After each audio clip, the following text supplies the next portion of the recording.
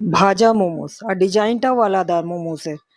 এর ভেতরে ওই সোয়ার পুর আছে, সোয়া মোমোস। আর দিয়েছে মায়োনিজ আর টমেটো সস। ঘরের দরজার সামনেই তরকারি বিক্রি করতে এসেছিল, একটা কুমড়ো নিয়ে নিলাম, টমাটো নিয়ে নিলাম, আর নিয়ে নিলাম লাউ।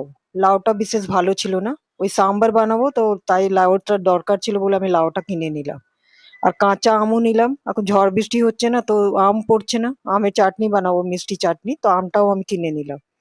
আর আজকে সকালে বানিয়েছি ইডলি। ইডলি সুজির ইডলি বানিয়েছি, ইডলিটা খুব নরম হয়েছে।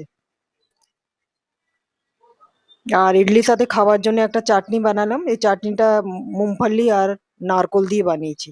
আর সাথে ছিল সাম্বার। এখন খেতে বসেছি, অনেকটা দেরি হয়ে গেলো, একটু বানাতে আজকে একটু দেরি হয়ে গেছে, তাই খেতেও দেরি হলো, 11টা বেজে গেল।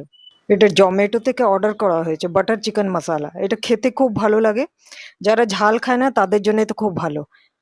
একটু মিষ্টি মিষ্টি থাকে এটা, দারুণ খেতে। এটার মধ্যে 4 পিস চিকেন থাকে, আর সাইজ গুলো খুব বড় বড়। তাহলে ব্লগটা আমি এখানেই শেষ করছি, সবাই ভালো থাকবেন, সুস্থ থাকবেন। আবার একটা নতুন ব্লগ নিয়ে দেখা হবে।